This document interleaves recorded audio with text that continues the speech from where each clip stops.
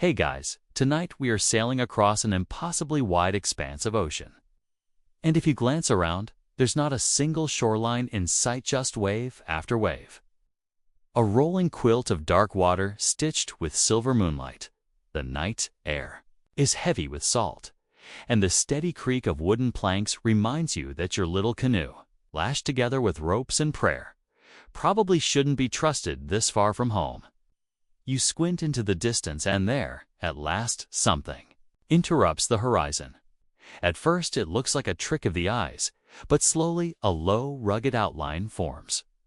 A lonely speck of volcanic land floats like a stone in a limitless blue bowl. This, you realize, is Rapa Nui, better known to the world as Easter Island. It's isolated, windswept, and impossibly far from everywhere else. If your paddle breaks, you're done for. You probably won't survive this, so before you get comfortable, take a moment to like the video and subscribe, but only if you genuinely enjoy what I do here. And hey, drop your location and local time in the comments. I'm always curious where and when you're tuning in from. Now, dim the lights, maybe turn on a fan for that soft background hum, and let's ease into tonight's journey together. You glide closer, and the island begins to reveal itself. Jagged cliffs of black volcanic rock rise against the foamy surf, while the slopes inland look patched with grassy hills and scattered trees. Seabirds wheel above, shrieking in chorus as if guarding their remote kingdom. You step ashore, feet sinking into coarse sand, and suddenly everything feels both inviting and eerie. There are no great forests, no sprawling cities, just wind, earth, and the faint hum of silence. The Rapa Nui people, descendants of Polynesian voyagers, once arrived here centuries ago. Imagine the courage it took, navigating star maps, reading swells, trusting the flight of birds to point toward unseen land. Historians still argue whether they came around 800 CE or later in the 1200s. But either way, it was a bold gamble. One wrong star, and you're just fish food. The legend says their chief Hatu Matua led canoes packed with families, animals, and crops, determined to settle this tiny world in the middle of nowhere. You can almost picture him standing proud at the bow, wind tangling his hair, while children huddled around baskets of taro and sweet potatoes. As you walk inland, the air carries hints of ash and wildflowers. Small stone circles the landscape foundations of ancient houses, their walls low and rounded, roofs once covered in reeds.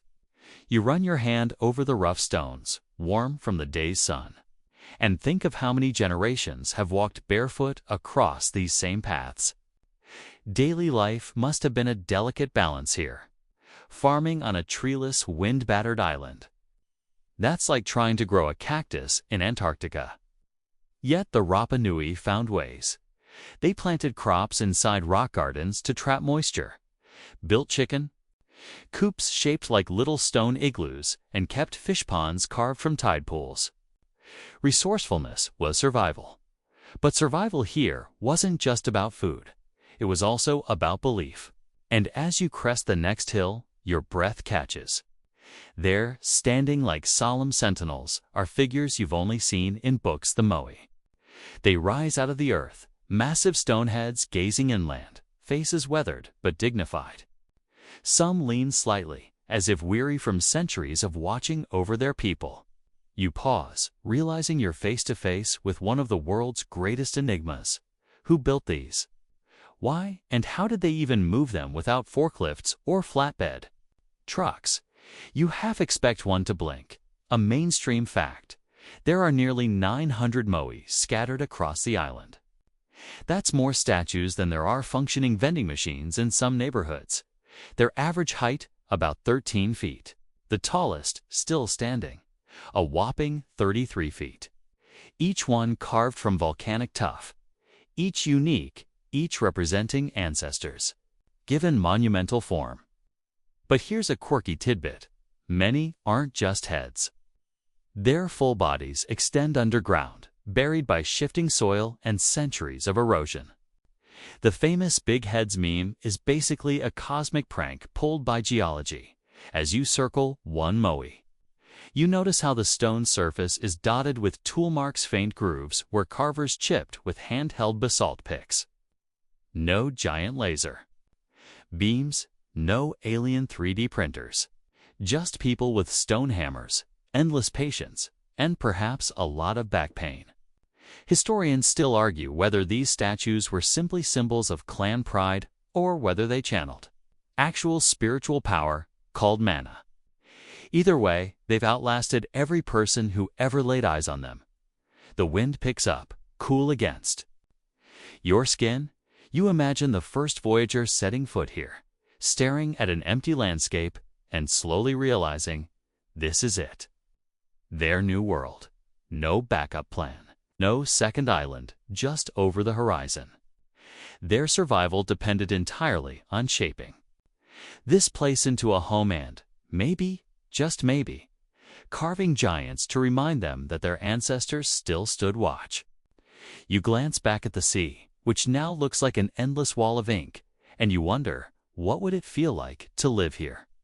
Knowing you were farther from another human settlement than most astronauts are from Earth. A little lonely, a little thrilling, and completely unforgettable. You wander deeper across the wind-swept grasslands, and the statues only seem to multiply. At first, it feels like you've stumbled upon a strange stone crowd, frozen mid-thought. Their elongated faces locked in perpetual silence. They're not scattered randomly. Most stand on stone platforms called ahu, carefully aligned like family portraits. Each one stares inland, away from the ocean, as though they've turned their backs on the waves to watch over the people. You half expect them to whisper gossip about who's been planting taro properly, and who's been slacking off. As you approach one Moai up close, the sheer size makes your neck ache just looking up. Imagine a 13-foot human glaring down at you. It's like your high school gym teacher times 10, only carved from volcanic rock and minus the whistle. And yet there's a softness to them, too. Sloping noses, pursed lips, and elongated ears that hint at delicate craftsmanship rather than brute force. You realize these weren't just decorations, they carried meaning. Mainstream fact time. The Moai are believed to represent deified ancestors. Each one was a sort of stone conduit, linking the living with the dead, ensuring protection, prosperity, and divine authority for the clan that raised it. Picture them as giant, immovable Wi-Fi routers for spiritual power. If you belonged to the clan whose Moai was tallest and proudest, that meant your ancestors were flexing the hardest. But here's a quirky tidbit you might not know. Some Moai were given eyes. Not just any eyes, but carefully crafted ones made from white coral and black obsidian or red scoria pupils. Imagine walking past a silent statue for years, and then one day, your neighbors pop in a pair of gleaming eyes, suddenly comes alive, staring right into your soul. No wonder the islanders said the statues only truly had power once the eyes were placed. Think of it like plugging in the battery pack on your phone. No juice until those pupils were installed. You keep walking, and the statues grow stranger. Some have toppled, lying on their backs or faces, like stone dominoes after a cosmic game night. Others are half buried, shoulders and torsos hidden by centuries of soil. That just head's illusion. Totally an accident of time and erosion. Archaeologists who've dug around them have found full torsos, carved with faint petroglyphs of birds, boats, and symbols whose meaning still sparks debate. Historians still argue whether these markings were simple clan identifiers or coded spiritual messages like ancient stone tweets waiting to be decoded. The placement of Moai raises its own mysteries. Why do some stand in groups, shoulder to shoulder, while others lurk solo, isolated on grassy hills? You notice that almost none face the sea. Instead, their solemn gaze always turns inward, toward where villages once thrived. It's as if they're ignoring the endless ocean, deliberately choosing not to look back at the dangerous path their ancestors crossed. Their job wasn't to admire sunsets. It was to keep watch on the living, on the fragile pulse of human life beating across the island as you rest against the base of one toppled giant. The stone is surprisingly warm, having absorbed sunlight all day. You close your eyes, listening to the wind whistle through the grass. And you can almost imagine the chants and drums that once echoed here. Rituals, ceremonies, whole communities gathering to honor their ancestors beneath these towering figures. For the Rapa Nui people, every moai was more than a sculpture, it was family. You wouldn't just walk past one casually, any more than you'd ignore a stern grandmother glaring from the porch. And yet, there's a strange intimacy to standing here alone among them. These statues are massive, yes, but they're also strangely human. Their blank expressions invite you to project your own thoughts, your own worries, onto them. Maybe that's part of their timeless magnetism. They're like stone mirrors, reflecting whatever you carry inside. You glance into one face and swear it looks judgmental. Then turn to another and feel comforted, as if someone's silently saying, "Relax, you're doing fine." Night begins to fall. The last rays of sun brush the statues' faces in fiery orange, giving the illusion of warmth and life. Shadows stretch long across the grass, and for a fleeting moment, you could almost believe they'll start walking, shaking off centuries of stillness. Then the chill of evening reminds you otherwise, and you laugh quietly to yourself because if they really did move, you'd be the first one sprinting for the canoe. Still, the question lingers. Why go through the trouble of carving nearly 900 nearly 900 of these giants? Were the Rapa Nui competing, each clan trying to outdo the other? Or was it less about rivalry and more about weaving the ancestors directly into the land itself? You lean back, watching stars flicker to life in the wide Pacific sky, and wonder if the moai aren't watching the stars too, silently judging your knowledge of constellations. You pick your way along a dusty trail that winds upward, and soon you realize you're walking toward the heart of the island itself. The air grows warmer, sharper, as though the ground is remembering its volcanic birth. Ahead, a great scar opens. Across the hillside Drano Raraku, the quarry where the moai were born. The slope is pocked with half-finished statues, some still fused to the rock, as if they're dreaming themselves free. It feels eerie. It's like stumbling into an abandoned workshop where the workers just stepped away centuries ago and never came back. You crouch beside one of these slumbering giants, its face half-carved, eyes blank, shoulders blending into the bedrock. The basalt tools used to carve it were little more than sharpened hand-sized stones. Mainstream fact: archaeologists have identified the chisels made from harder basalt that could strike into the softer volcanic tuff. And let's be honest, the patience required here makes Sudoku look like a high-speed sport. Each chip, each groove had to be carved by hand. The average moai likely took months or even years to complete, depending on its size. That's a long time to stare at a giant nose you're chiseling. But here's a quirky tidbit. Some statues in the quarry are massive, up to 70 feet long, so big that they were probably never intended to be moved. They may have been symbolic practice or simply abandoned because, let's face it, trying to shift something that size without a forklift is the definition of optimism. Some scholars even wonder if they were deliberately left as offerings, frozen mid-creation like gifts back to the mountain itself. Historians still argue whether these unfinished giants represent failures of ambition or sacred monuments in their own right. You run your fingers across the grooves in the rock and try to imagine the rhythm of hammering echoing off the crater walls.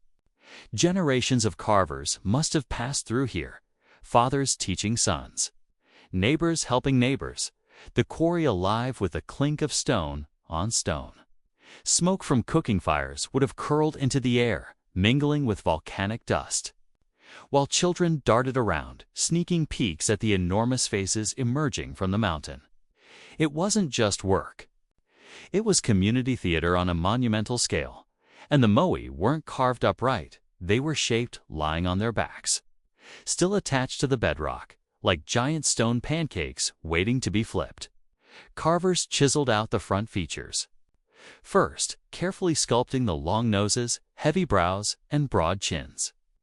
Only after most of the figure was done did they carve channels beneath it, slowly freeing the statue from its volcanic cradle.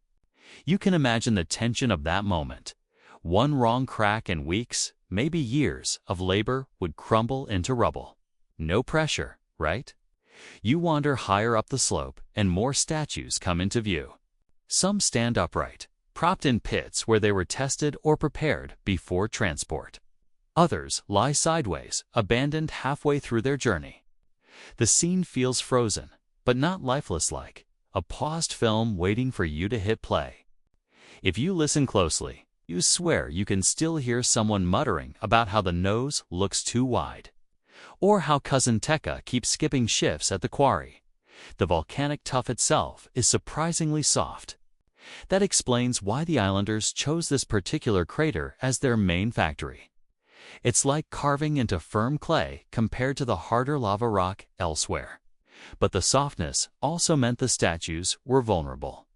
Rain, wind, and centuries of neglect have worn many down, leaving pitted cheeks and softened profiles. You look into the eyes of one that never left the quarry, and it seems almost relieved. Maybe staying here, close to the earth that birthed it, was safer than risking a perilous journey across hills and valleys. Standing on the lip of the crater, you gaze down at the lake, filling its centaur a mirror of sky cradled inside the volcano's bowl. Imagine workers hauling water here, stopping for a drink before hammering again at the stone giants. The lake's calm surface contrasts sharply with the frozen chaos of half-carved statues around you. And you realize, this was more than a workshop. It was sacred ground, a place where human effort and divine presence blurred. The night air cools quickly, and you wrap your arms around yourself. The quarry grows darker, the unfinished giants looming like ghosts. You can't help but think of the carver's devotion shipping for years with tools that would make a modern dyer weep. Their labor wasn't just about stone. It was about identity, legacy, and connecting their fragile human existence to something enduring. Every groove in the rock is a message. We were here. We made this. Remember us. You turn back toward the path leading out of the crater. Behind you, the quarry feels alive in its stillness, a place where ambition met geology and left behind a silent army of giants that never marched. Tomorrow, you'll follow the trail of those who did manage to move their creations out into the island's embrace. For now, you step carefully down the slope, leaving the mountain to cradle its half-born children. You follow a faint trail winding away from the quarry, the grass damp with evening mist. The slope is gentle at first, then steeper. And before long, you're imagining what it would feel like to drag a 30-ton statue down this path. Spoiler alert, it would feel like a bad idea. Yet somehow, the Rapa Nui managed it. They didn't just carve Moai. They moved them across miles of rough terrain hills, valleys, and coastal cliffs with nothing more than ropes, wood, and sheer determination. Historians still argue whether the statues were laid on sleds and dragged, rolled on logs like giant stone sushi, or here's the wild part, walked upright. Yes, walked. Imagine your neighbors tying ropes around a stone giant and chanting in rhythm while it rocked forward, side to side, inching like a waddling penguin that just discovered CrossFit. Recent experiments have actually shown this could work, with a team maneuvering a replica Moai forward using coordinated pulls. You picture the scene, ropes creaking, voices calling, dust rising, and the statue swaying dangerously like it might topple at any second. Talk about stressful teamwork. A mainstream fact, The Rapa Nui carved nearly 900 moai, and most of them were transported from Rano Raraku quarry to platforms scattered all around the island's perimeter. Some journeys stretched several kilometers, without wheels, without beasts of burden, just pure human grit. To call it a logistical nightmare would be generous. Yet somehow, generation after generation, they pulled it off. Quirky tidbit. There are actual island legends that describe the statues, walking themselves with the help of manada, spiritual force that infused them. Islanders told tales of priests chanting and statues gliding forward under their own power, like a spooky parade of stone ancestors on midnight strolls. Whether that's metaphor or memory of the rope-walking method, you can't help but smile.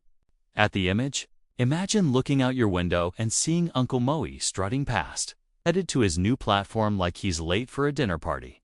As you descend toward the coastal plain, you notice the terrain isn't kind.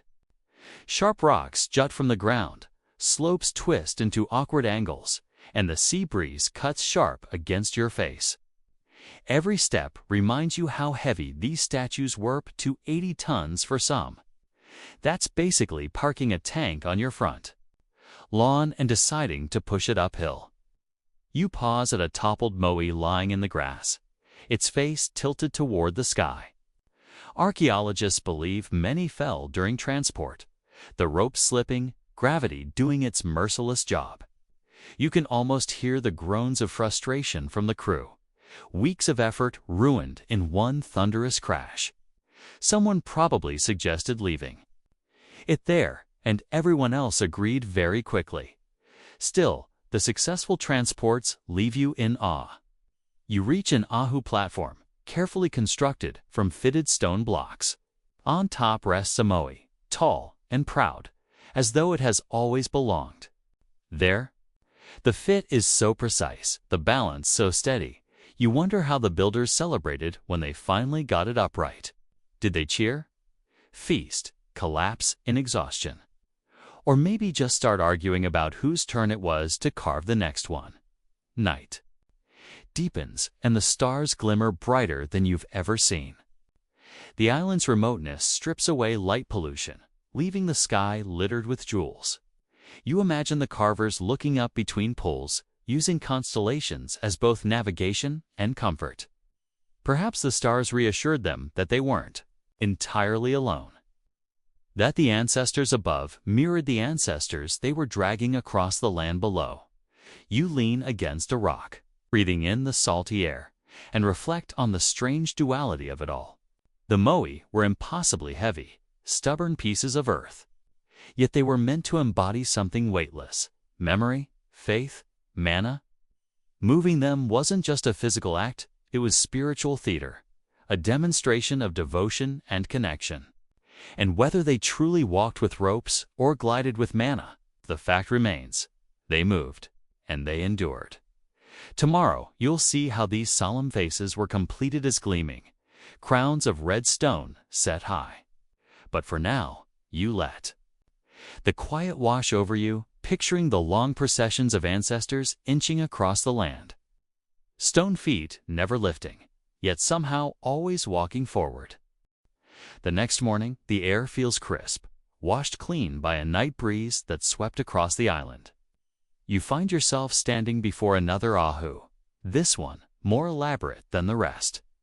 Its base is sturdy, layered with carefully stacked stones, fitted without mortar, like a Polynesian cousin of Inca masonry. But what draws your eye are the details above. The moai here are not bare stone. They are dressed with finishing touches that transform them from massive carvings into something closer to living beings. At first glance, you notice the crown's large, cylindrical stones of deep red perched atop some statues' heads. Are the pukao carved from a different volcanic material called red scoria, sourced from a quarry at Punapo on the other side of the island. They're enormous, some weighing over 10 tons, yet they sit balanced like oversized hats. Mainstream fact: archaeologists believe these top knots represented hairstyles or headdresses, signaling status and dignity. You tilt your head and admit the statues were strutting down a runway. The Pukao would definitely steal the show. Now for the eyes. Most of the moai you've seen so far are eyeless, their sockets empty, giving them that familiar, solemn, vacant stare. But some were completed with inlays. White coral for the sclera and black or red stone for pupils. When the eyes were inserted, the statues shifted from silent stone to active guardians. Imagine walking past a row of moai and suddenly realizing one is looking right at you with a piercing gaze. Creepy? Maybe. Powerful? Absolutely. Islanders believed the statues didn't possess mana until the eyes were placed. In other words, no eyes. Number Wi-Fi signal from the ancestors. Here's a quirky tidbit. The coral eyes weren't fixed permanently. They were likely installed during ceremonies, possibly only on special occasions. That means a moai could go from calm stone observer to full-on ancestor mode depending on whether the eyes were in. Picture your grandfather's portrait literally staring at you only on family holidays. Talk about pressure to behave at the dinner table. You walk slowly past one of the restored statues, its coral eyes gleaming faintly in the morning light. The gaze isn't hostile. It's more like a stern teacher who believes you're capable of better, but also won't let you slack off. You almost straighten your posture as though you're being judged on how well you tie your sandals. And maybe, in a way, that was the point. The statues were constant reminders that the ancestors were watching, encouraging, and keeping balance among the living. You climb onto the platform and run your hands across the stones. The balance between the massive moai and the heavy pukao above seems precarious, yet it has held for centuries. Historians still argue whether the crowns were rolled up ramps or levered into place with wooden structures. Either way, the engineering is impressive. Just imagine standing on scaffolding, maneuvering a boulder the size of a small car onto the top of a statue without crushing yourself or the figure. Occupational safety standards were clearly not a thing here. The symbolism, though, was everything. Moai weren't simply stone. They were status. The bigger the statue, the prouder the clan. The more carefully finished, the stronger the claim to divine favor. And with those eyes inserted, they weren't just objects anymore. They were active participants in daily life, channeling the ancestors' watchful power. You glance at one and imagine it whispering, "Yes, plant more sweet potatoes." No, don't fight your cousin over the fishing spot. "Yes, I see you sneaking." Extra chicken eggs cut it out. The sun climbs higher, and the statues seem to glow against the sky. Their shadows stretch long over the grass, as though they're marking the ground they protect. You feel a strange comfort in their presence, even though you know you're an outsider, centuries removed from the people who made them. Still, the idea that ancestors can stand among the living in solid, monumental form feels oddly reassuring. Like if your grandma's spirit showed up as a 20-foot statue in your yard, you'd probably behave better too. As you prepare to move on, you glance back one last time. The moai with eyes seems almost alive, its presence filling the air with quiet authority. You wonder if that feeling was part of the point, not just to honor the dead, but to remind the living that they were never alone, never unobserved. That blend of reverence, intimidation, and comfort made these stone faces more than art. They were guardians, ancestors, and constant company in the middle of the endless Pacific. The trail bends inland again, carrying you past rolling hills patched with grass and scrub. The wind hums in your ears, and for the first time you sense the island's social heartbeat. This wasn't just a land of statues, but of clans locked in an endless dance of rivalry and pride. Each moai wasn't only an ancestor. It was a scoreboard. The bigger the statue, the stronger the clan. The louder the message. Our mana is greater than yours. You pause near a cluster of platforms where several moai stand in a row. like a stern lineup of stone athletes awaiting judgment. You can almost hear the competitive whispers drifting through time. Did you see how tall their new statue is? Ours is definitely taller. Mainstream fact: Rapa Nui society was divided into multiple clans, each with its own chief, territory, and traditions. These groups controlled different parts of the island, and the construction of Moai became a way to flex prestige. The chiefs claimed spiritual authority through their statues, linking themselves with ancestral power and, by extension, with control over land and resources. The competition was fierce, but not always hostile. Think of it as a never-ending festival of one-upmanship. You plant sweet potatoes, I plant more. You carve a 15-foot Moai, I carve one 16 feet tall. Friendly enough until resources ran low and someone started sabotaging someone else's statue. Kind of like your neighbor trimming their lawn just a little shorter than yours. Only here the pettiness weighed several tons. Here's a quirky tidbit. Oral traditions suggest that entire villages would rally around the construction and raising of a Moai, with chants, rituals, and plenty of food to fuel the workforce. It was less like a grim building project and more like a community block party. If your block party included dragging a 70-ton ancestor down the street, people sang work songs, shared roasted fish, and probably complained about whose cousin was slacking on rope duty. You climb onto one ahu and gaze out across the island. You can see another platform in the distance, its statues facing yours across a green valley. It feels almost like they're in a perpetual staring contest. Stone ancestors silently squaring off while their descendants farmed, fished, and schemed. Historians still argue whether this competitive Moai building helped unify the island by giving clans a common cultural project, or whether it fueled rivalries that eventually led to conflict. Both might be true, like siblings who bond over video games but also fight about whose turn it is. The wind sharpens, carrying the scent of seaweed from the distant shore. You imagine the chiefs, robed in feathers, standing proudly at ceremonies. Beside newly erected statues, their voices booming as they invoked the ancestors. For them, it wasn't just about stone, it was about legitimacy. To lead, you needed visible proof that your ancestors had your back, preferably in the form of a massive, glaring Moai that made your rivals look like garden gnomes. Yet, behind the competition lay real community effort. Every statue was a collective achievement. Villagers carved, hauled, cooked, prayed, and sang together, binding themselves into something larger than survival.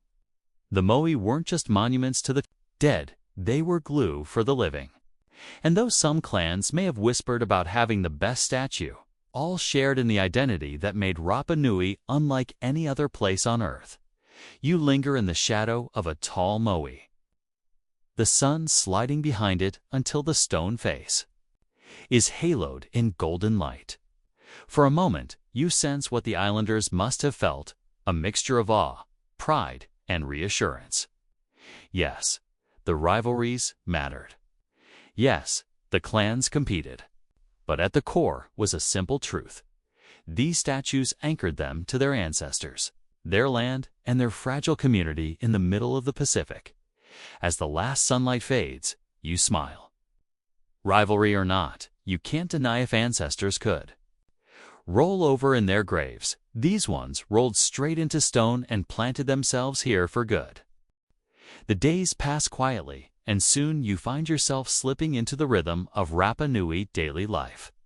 You wander away from the platforms and statues, down into the low valleys where the people actually lived. Here, the traces of their world still linger: stone foundations of homes, gardens carved into the earth, and small enclosures that hint at a way of life balanced between ingenuity and necessity. You stop near an oval-shaped foundation lined with stones, the remains of a hair pianga, or boathouse. These houses earn their name because their long, curved shapes look like upside-down canoes. Mainstream fact: the walls were built from stones set into the ground. while the roofs were made from wooden poles lashed together and covered with layers of reeds or grass. Inside, families slept in close quarters, warmth shared in the cool nights. You crouch low, imagining the chatter of children, the smell of smoked fish, the creak of the reed roof shifting in the wind. Resourcefulness defined every corner of island life. The soil wasn't naturally rich, so the Rapa Nui people invented clever ways to coax crops from the earth. They dug rock gardens called Moai, circular enclosures of stone that trapped moisture and sheltered plants from relentless winds. Sweet potatoes thrived here, along with taro, yams, and sugarcane. You wander between the remnants of these gardens, running your hands along the warm volcanic stones, and imagine farmers crouched in the early morning, weeding by hand, humming to themselves as seabirds cried overhead. A quirky tidbit: chickens were so important on the island that people built little stone chicken houses shaped like tiny igloos.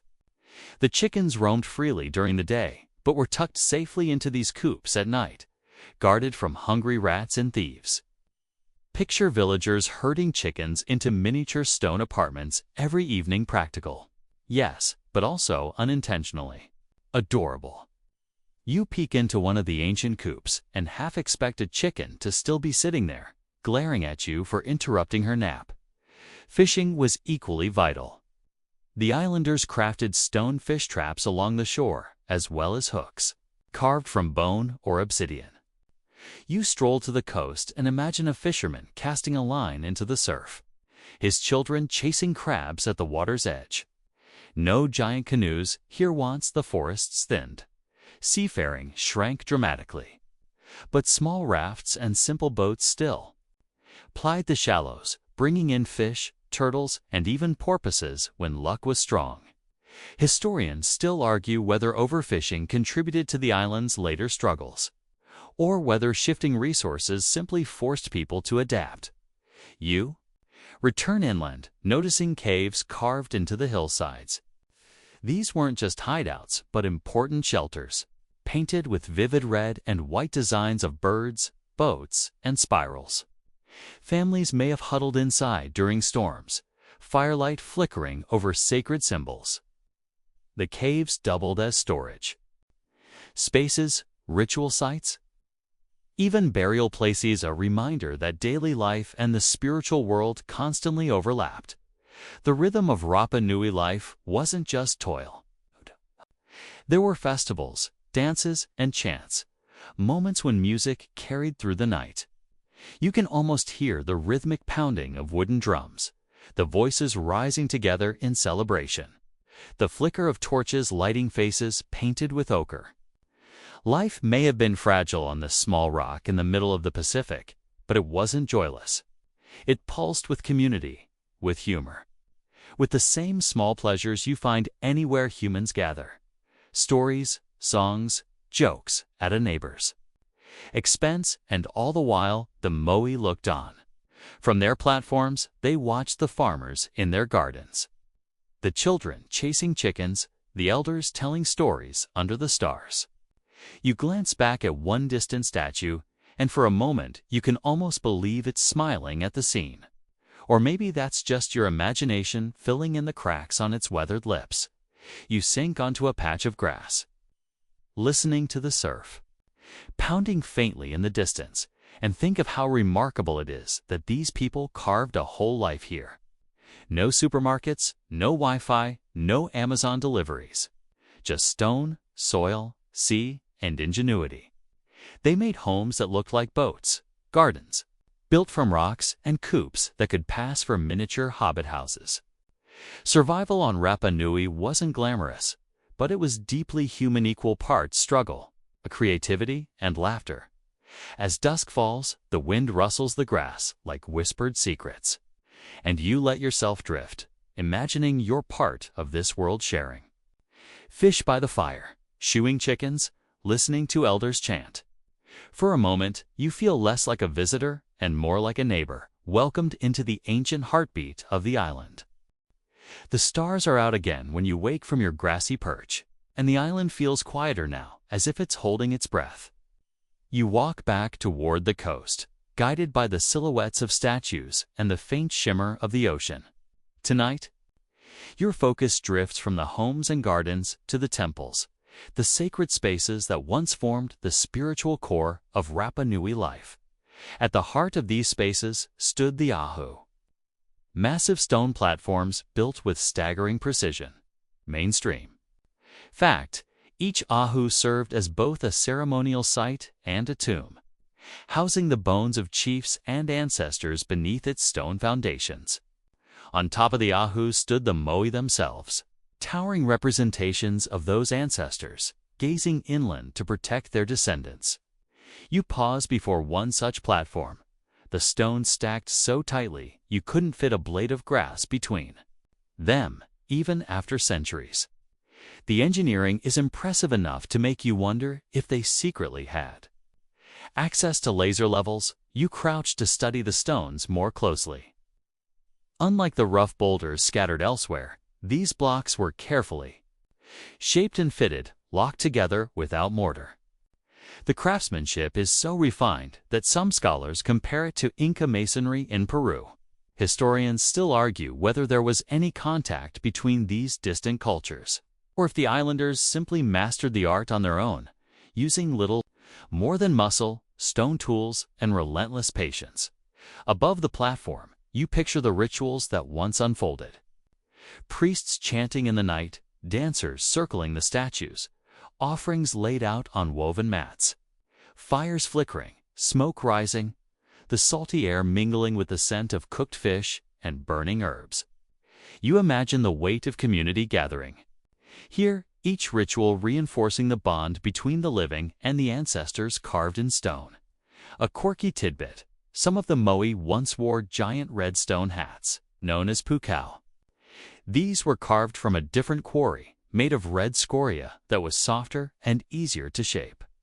Whether they represented top knots of hair, crowns, or something else entirely is still debated. Either way, the site must have been something enormous. Statues towering above the island, wearing oversized red hats like cosmic fashion statements. You can't help but imagine one Moai looking down at another and silently judging its choice of headgear.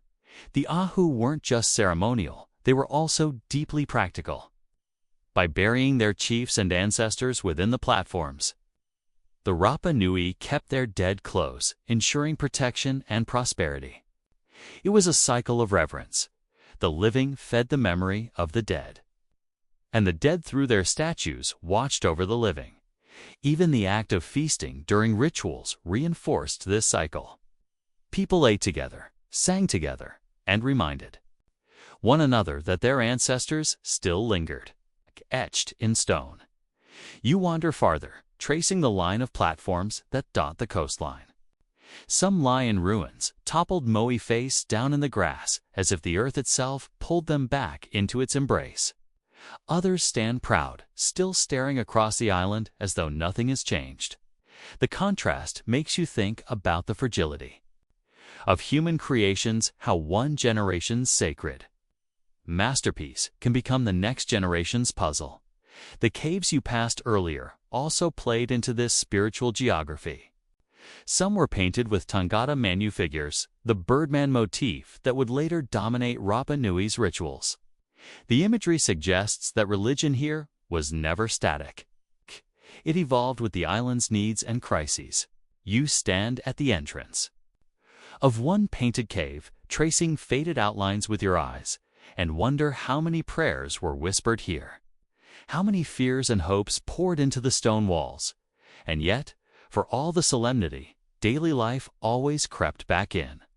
You imagine a priest struggling to keep a ritual serious while chickens clucked nearby, or children giggling as they tried to mimic the chants.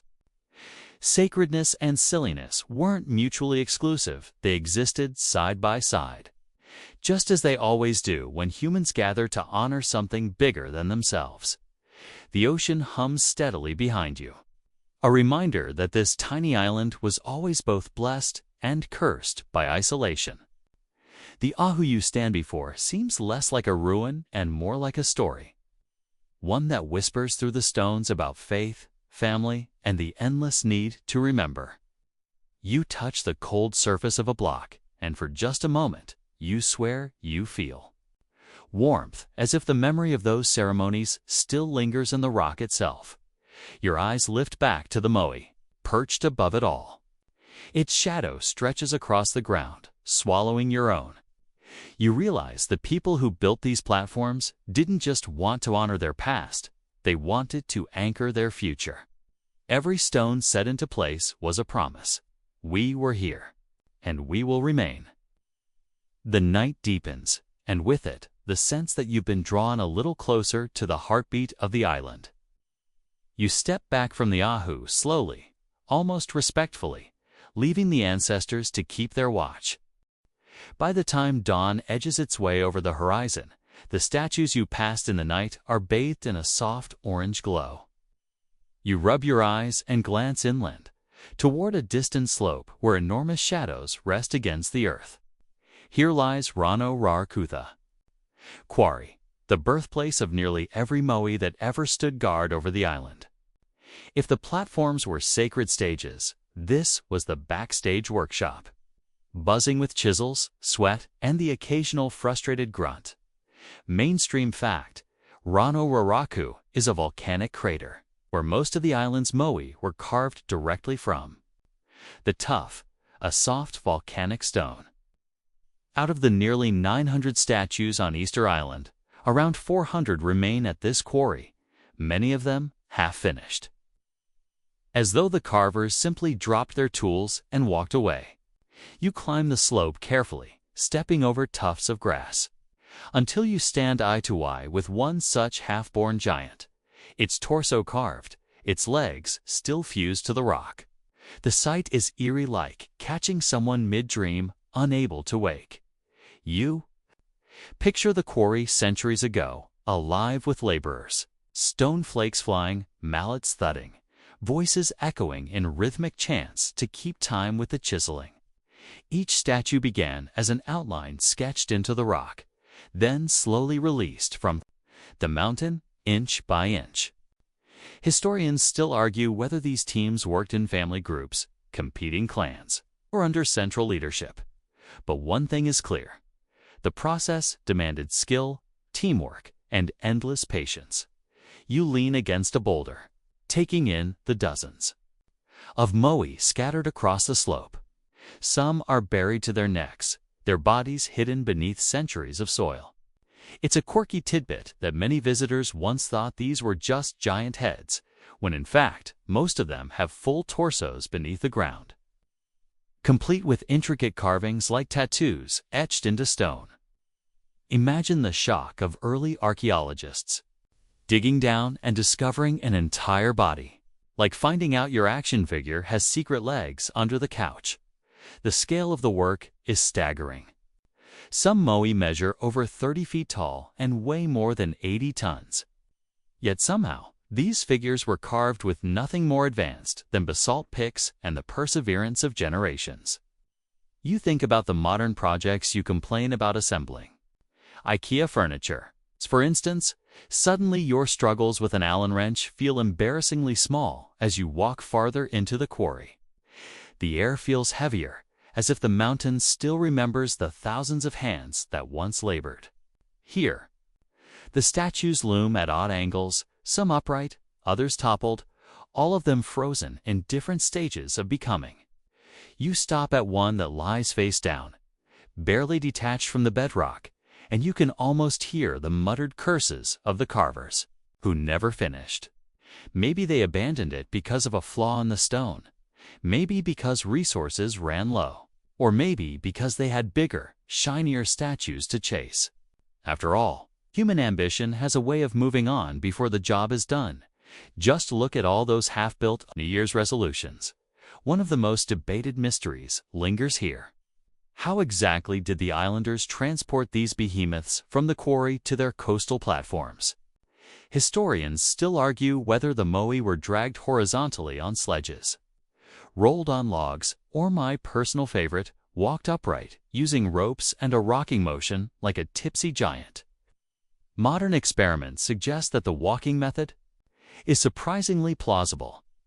You imagine a team of islanders tugging left and right, the statue swaying forward step by step like it's had too much coconut wine. It's ridiculous, but it also makes sense. You don't carve 80 tons of stone just to drag it face down across miles of uneven ground. The debate isn't just about mechanics, it's about identity. The way these statues moved shaped the community's sense of connection, cooperation, and belief. Every Moai wasn't just a rock.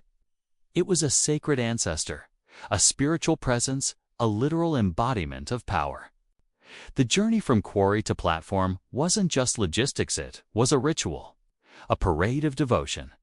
The sun climbs higher, illuminating the crater walls.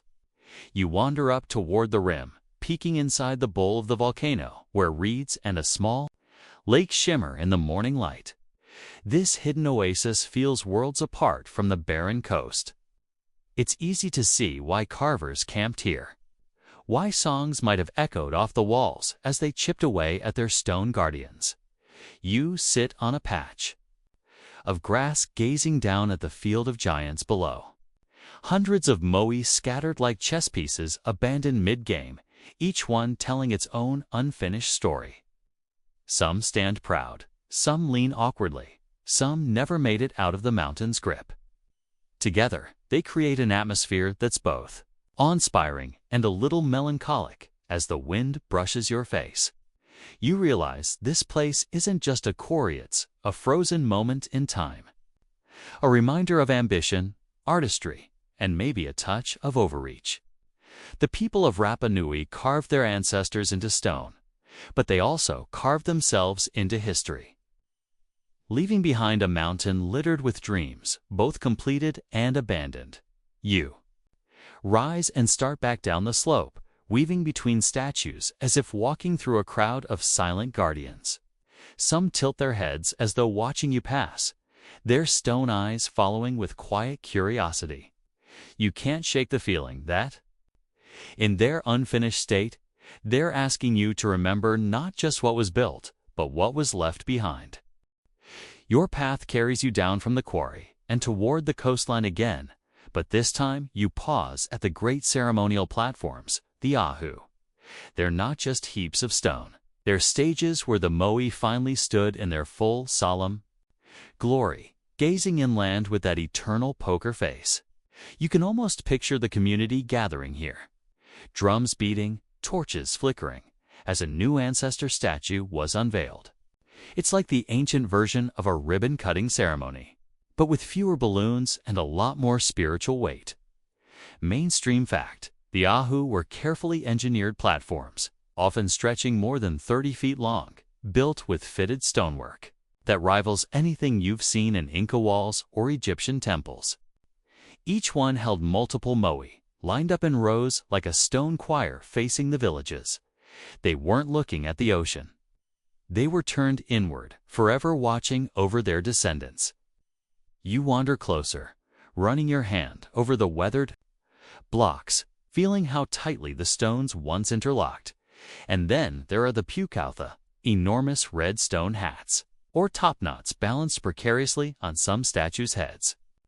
Made from a different quarry of red scoria, these massive cylinders were somehow hauled up and set atop statues that already weighed dozens of tons.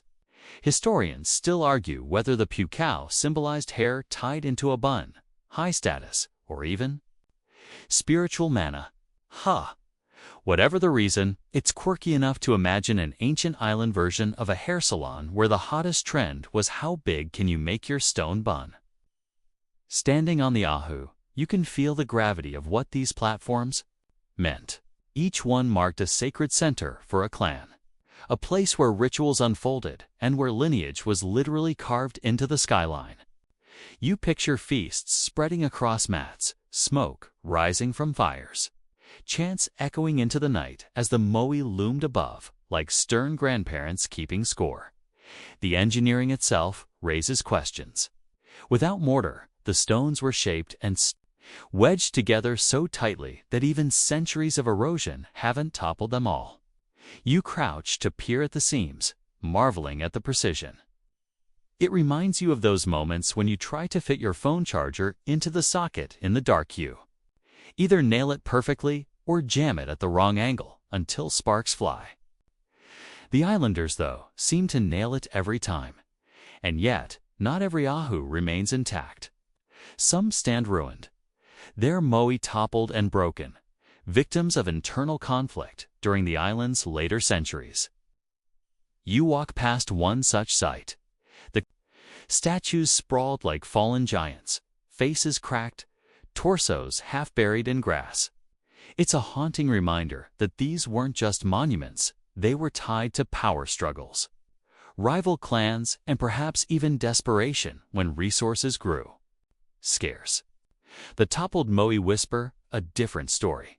Reverence can turn to rebellion, even on an island so remote. One quirky tidbit hidden in this landscape. Some moai bore eyes made of coral and red scoria, carefully inserted into sockets. When archaeologists reconstructed one in the 1970s, the effect was startling. The blank face suddenly came alive, radiating presence. You imagine the villagers seeing that transformation centuries ago, the shift from stone to ancestor. It's like the moment when you turn on a new computer screen. Suddenly, it's no longer just plastic and glass sits, a portal. A presence as you sit on the edge of a platform, legs dangling. The ocean murmurs behind you. The statues don't care for the sea. They watch the land, the people, the daily bustle of life that once pulsed around them. These moai weren't built to ward off invaders or guard the horizon. They were there to remind the living of their roots, their obligations, their place in a chain of ancestry stretching back into myth. Historians still argue whether the moai represented literal individuals or more abstract embodiments of mana, the spiritual force that underpinned Polynesian culture. Maybe both are true. Either way, standing here, you sense how tightly bound belief and stonework were. To carve and raise a moai wasn't just construction, it was communion. The sun dips lower, washing the platforms in gold. A breeze teases your hair as shadows lengthen across the ground. You picture families lighting torches, preparing offerings, telling stories at the feet of these giants. The moai, with their unblinking stares, would have silently sanctioned every laugh, every argument, every vow whispered into the night. It's sobering to think of the effort, the quarrying, carving, hauling, raising, and balancing, all culminating in this act of placement. Without the ahu, the moai were unfinished. Only here, gazing inland from the ceremonial platforms, did they truly become what they were meant to be: eternal guardians. Half gods, half family, watching long after their makers were gone. You take one last look at the line of statues, their silhouettes etched against the fading sky. The world has changed beyond recognition, but they remain steady as ever. You feel a flicker of comfort, like being watched over, even by strangers from centuries past. The night deepens as you drift from the ceremonial platforms, following a faint path that winds toward the heart of the island. The stars bloom overhead, 1,000 pinpricks scattered like spilled salt on black velvet. Out here, with no city, lights to dim them, the constellations burn with unnerving clarity. You almost feel as if you could reach up and pluck one, maybe trade it for a flashlight that doesn't die after 5 minutes. It's in this moment you realize the sky wasn't just decoration for the Rapa Nui people, it was a calendar, a compass, a storybook written in glitter. Mainstream fact: the islanders, like many Polynesian navigators, read the stars with incredible precision. They knew which constellations rose when certain seasons began, which star paths marked safe directions to sail. The moai themselves may have been positioned in relation to these celestial markers, aligning not only with villages, but with cosmic cycles. You tilt your head back and imagine them. Those ancient voyagers lying on canoes with nothing but the ocean beneath and the galaxy above, reading star lines the way you scroll a GPS app. Historians still argue whether the placement of certain moai truly reflected astronomical alignments. But it's hard not to feel a connection when you stand beneath this sky. A quirky tidbit floats into your mind. Some legends claim that the island's first king, Hatumatua, was guided to Easter Island by a dream and a star. Whether myth or memory, it's a reminder that the heavens weren't abstract. They were intimate, personal, and practical. You picture a family sitting around a fire, elders pointing upward, weaving constellations into stories of gods, animals, and ancestors. The children's eyes wide with wonder. It's bedtime storytelling, island style, except with less Netflix buffering.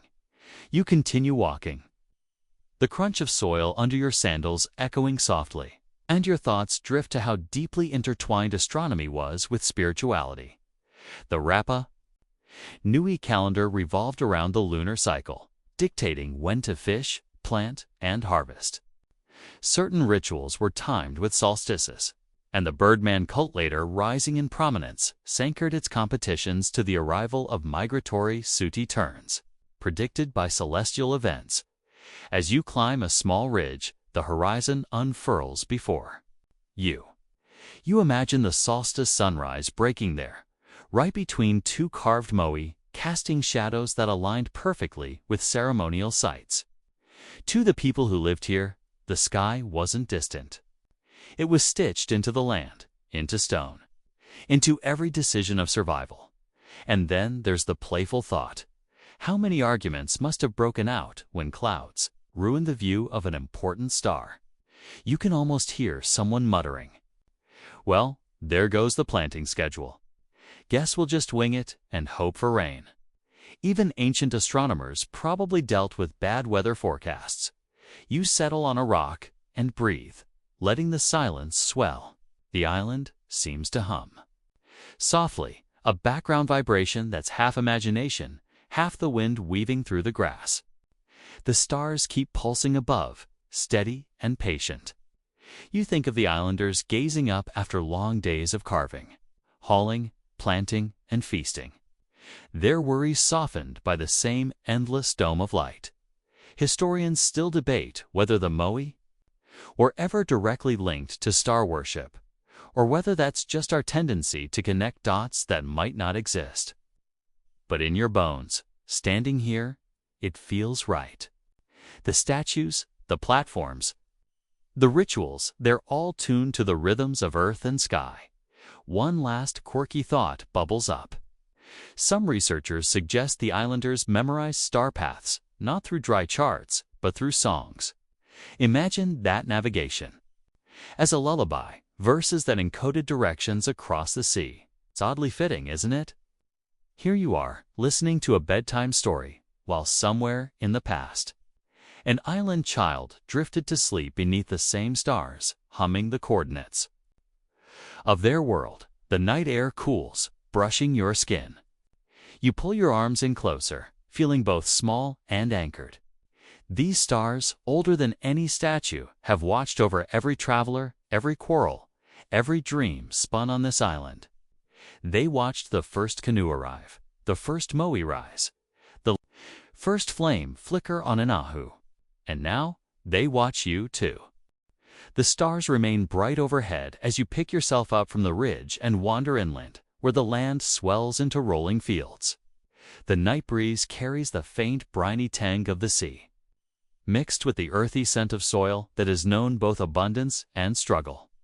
Here, you can almost hear the echoes of daily life, families planting, children laughing, fires crackling, and the steady rhythm of survival that sustained the Rapa Nui for centuries. Mainstream fact: the islanders grew crops like sweet potatoes, bananas, taro, and sugarcane. Sweet potatoes in particular became a staple food, cleverly cultivated in small stone enclosures that shielded them from the relentless wind. These Manavai gardens trapped moisture and created a microclimate where fragile plants could thrive. It was farming, but with a touch of low-tech genius. Think of it as the original community greenhouse. minus the seed catalogs and YouTube tutorials. As you walk, you notice patches of uneven stone walls rising here and there, remnants of these gardens. You crouch to imagine a farmer tending his crop, humming softly, his hands working the soil with practiced ease. He knew every trick of coaxing life from stubborn earth. And maybe, just maybe, he paused sometimes to glance toward a moai looming nearby, as if expecting silent approval. Of course. Historians still argue whether the islanders overexploited their environment or if climate shifts and outside influences accelerated their struggles. The famous ecocide theory suggests deforestation doomed them every tree cut down for canoes, fires, or moving statues. But newer research points to resilience, to careful adaptation, to a people who innovated for survival far longer than the doom and gloom narrative gives credit for. You grin at the thought. Imagine the ancient Rapa Nui rolling their eyes if they heard modern debates about their collapse. They'd probably mutter, "Excuse me, we lasted centuries farming volcanic rock. What did you do? Invent Cheetos dust." One quirky tidbit stands out. The islanders fertilized their soil using volcanic rocks. They broke down porous stones into gravel and spread it across the fields, enriching the soil with minerals and locking in moisture. It wasn't glamorous, but it worked. Think of it as paleo-organic farming, centuries before hipsters made rooftop gardens a lifestyle. As you stroll, you notice the grass shimmering faintly in moonlight, disguising old cultivation plots beneath. You picture families gathering sweet potatoes by torchlight, their laughter rising against the dark. Those moments of togetherness, of shared meals and whispered stories, mattered as much as the grand moai that stole all the attention. Your feet scuff against something sharp, a shard of obsidian, once used for cutting or scraping. You pick it up, turning it between your fingers. The edge still looks wicked enough to slice a careless thumb. Tools like this shaped food, carved wood, and yes, even sculpted statues. The island's daily life wasn't glamorous, but it was ingenious, resourceful, and deeply connected to the rhythms of the land. The debate about collapse versus resilience lingers as you continue walking. Historians still argue whether famine ever truly ravaged the island or if people adapted to shortages with creative ingenuity.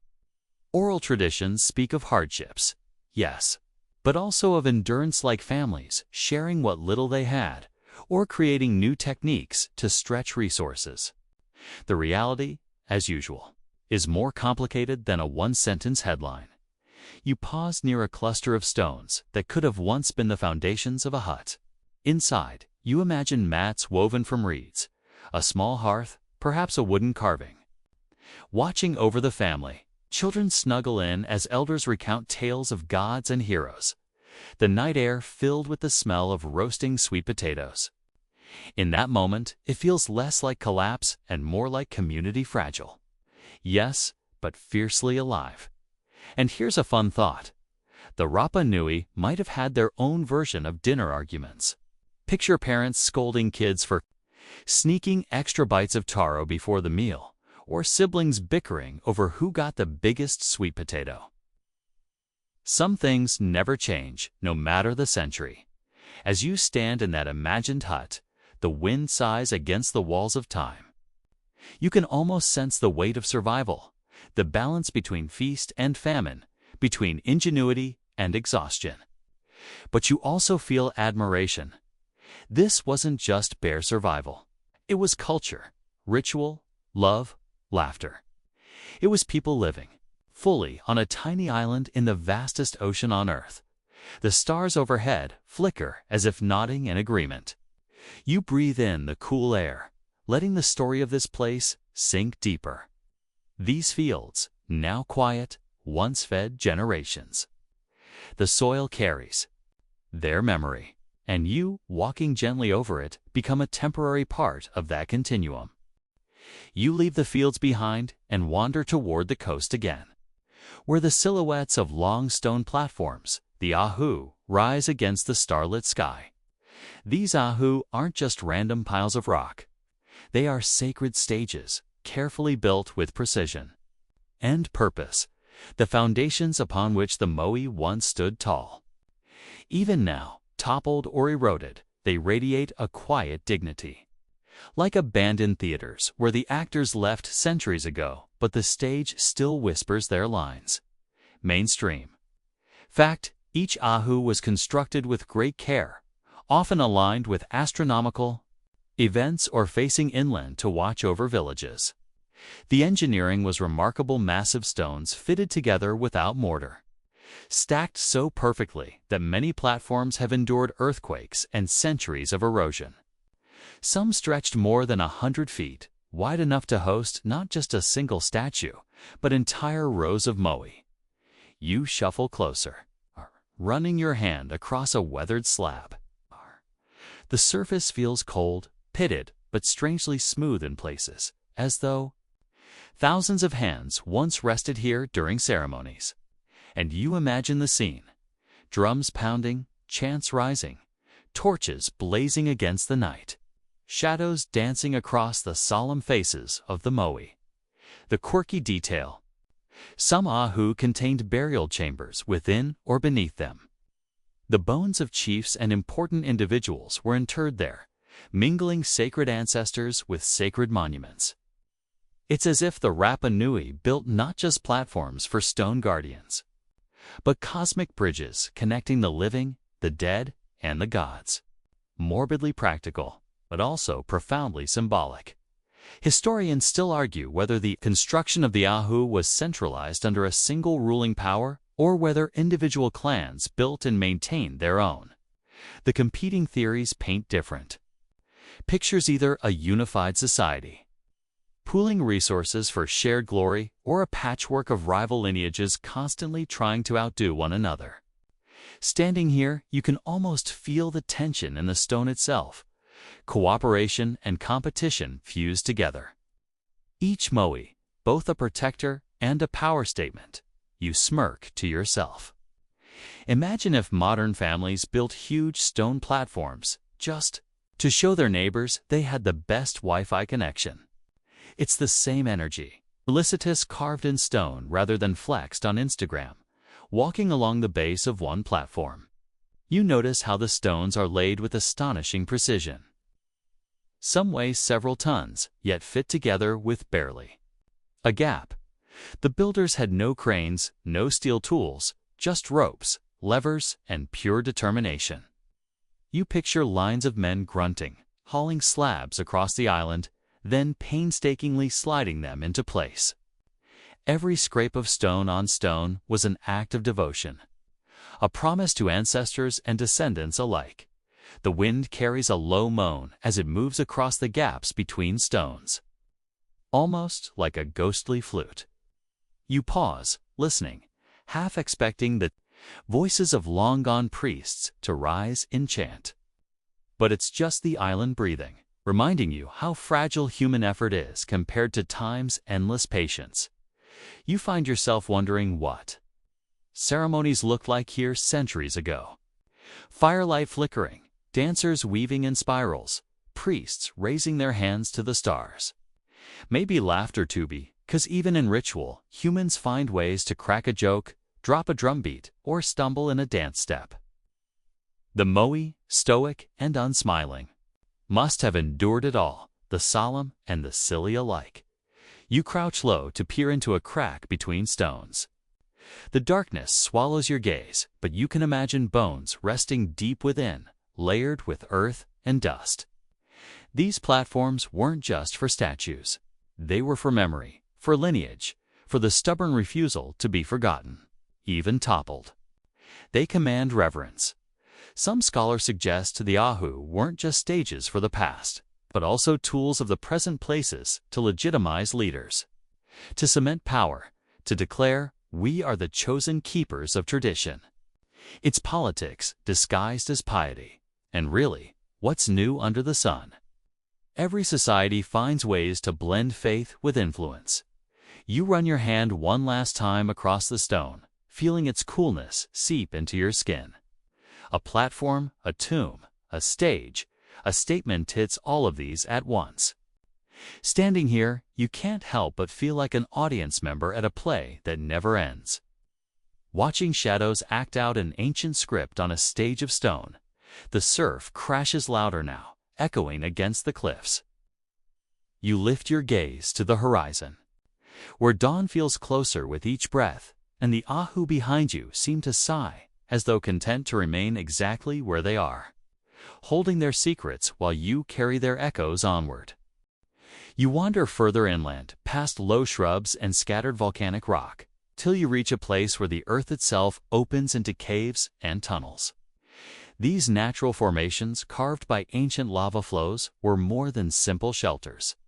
For the Rapa Nui people, they were sanctuaries, repositories of food, and sometimes even hidden archives of memory. The air cools as you step closer, peering into one shadowed entrance. Your skin prickles. It's the same kind of chill you feel when opening a refrigerator, but with the earthy scent of damp stone. Here's a mainstream fact.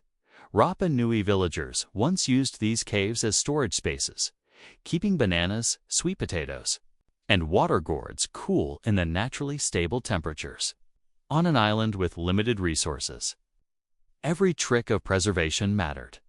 A quirky tidbit slips into some caves were painted with elaborate petroglyphs, carvings, and red pigments that told stories of gods, warriors, and the strange birdman rituals.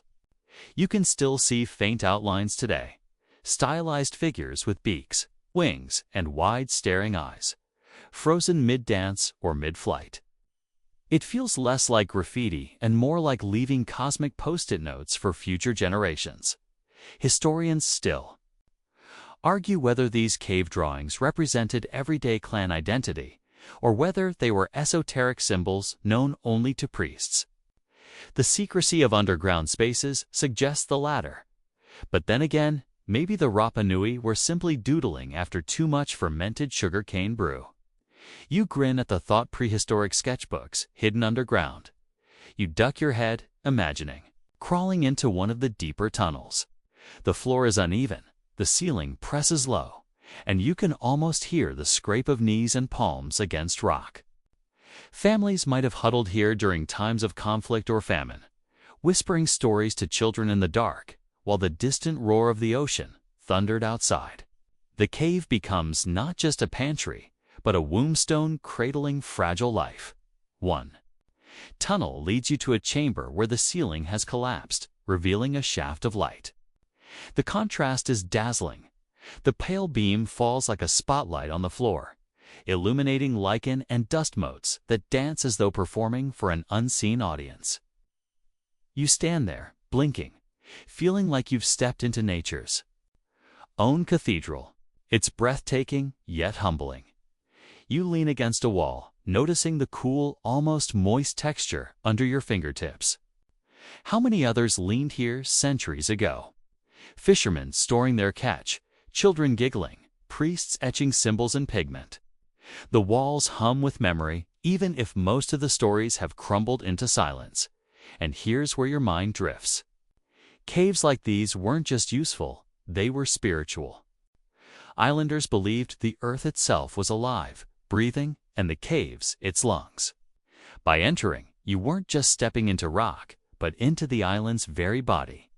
That belief shifts the whole perspective. Suddenly, every carved symbol, every whispered prayer feels like a conversation with the land itself. You pause, pulling out your water bottle, and take a sip. It tastes faintly metallic after touching stone, and you chuckle at the irony.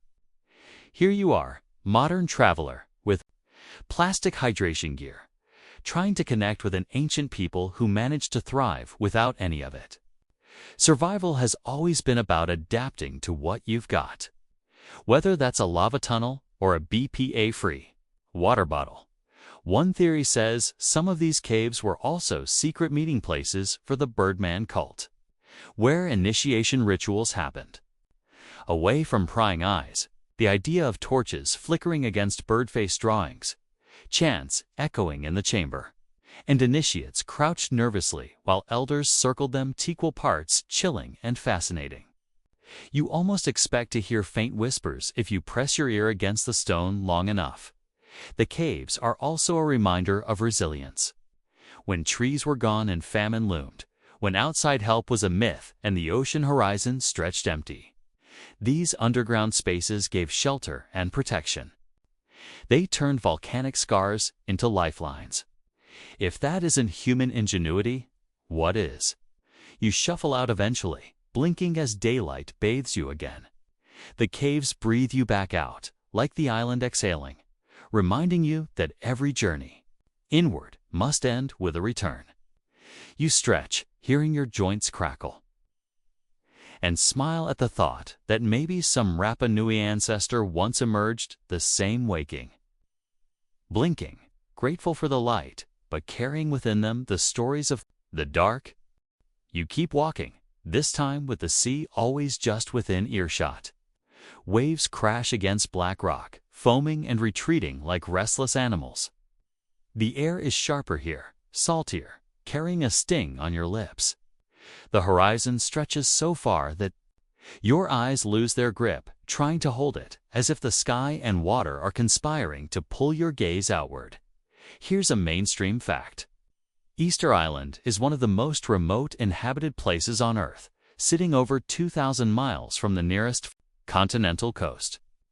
No matter which way you turn, you're surrounded by an endless blue emptiness. That isolation shaped everything: the food supply, the culture, even the politics. It forced the Rapa Nui to adapt and, sometimes, to overreach.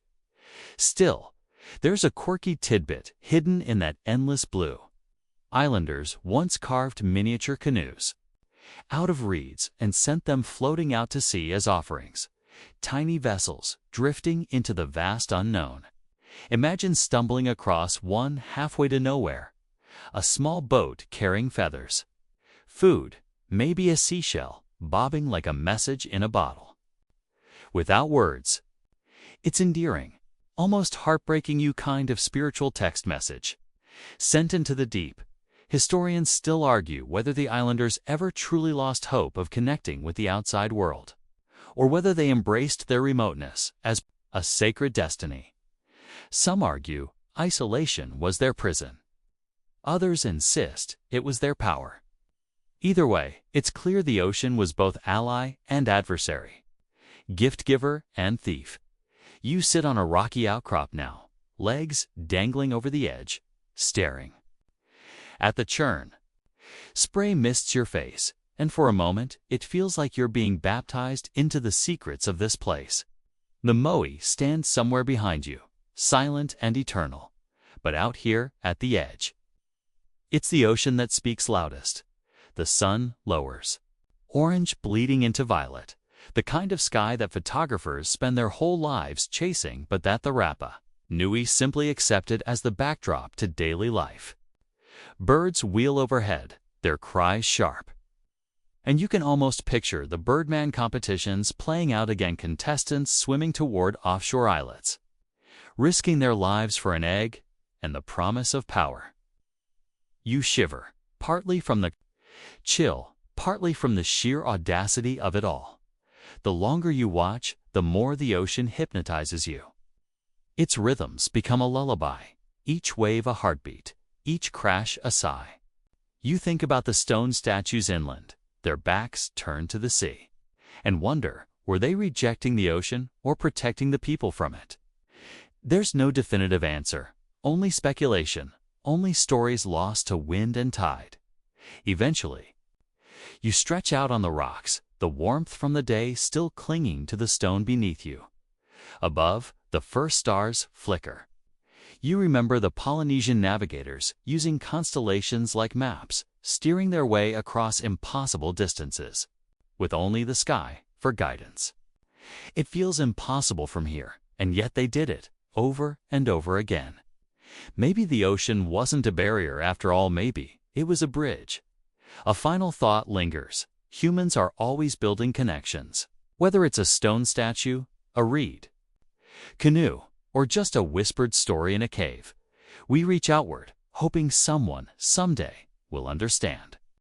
Easter Island is proof of that unisolated speck that still speaks across oceans of time. The sea keeps singing, endless and patient, as if it knows secrets you'll never pry loose. You breathe deep. Let the salt settle in your lungs, and let the island's silence cradle you. And now, as the final stretch of this journey folds into quiet, you let the edges soften. The crashing waves blur into a gentle hush, a background rhythm that feels more like breathing than sound. The statues you've walked among, the caves you've stepped into, the cliffs you've gazed from, they begin to fade into twilight memory. They're still there, waiting, but they don't demand your attention anymore.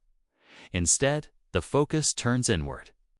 Your body grows heavier, each muscle loosening as if the island itself has reached out with stone hands to lift the weight from your shoulders. You imagine lying back in the grass near one of the Moai, the night breeze brushing over your skin, carrying the faint smell of sea spray and volcanic soil. The stars above stretch endlessly, a glittering net draped across the sky. And you can almost picture ancient navigators tracing pathways in the constellations, their confidence steady, their hearts calm. The debates, the mysteries, the what-ifs, they slip further away like footprints erased by tide. All that remains is the certainty of now, the steady sound of your own breath, the quiet of a darkened room, the soft hum of whatever you've left running nearby. You're safe.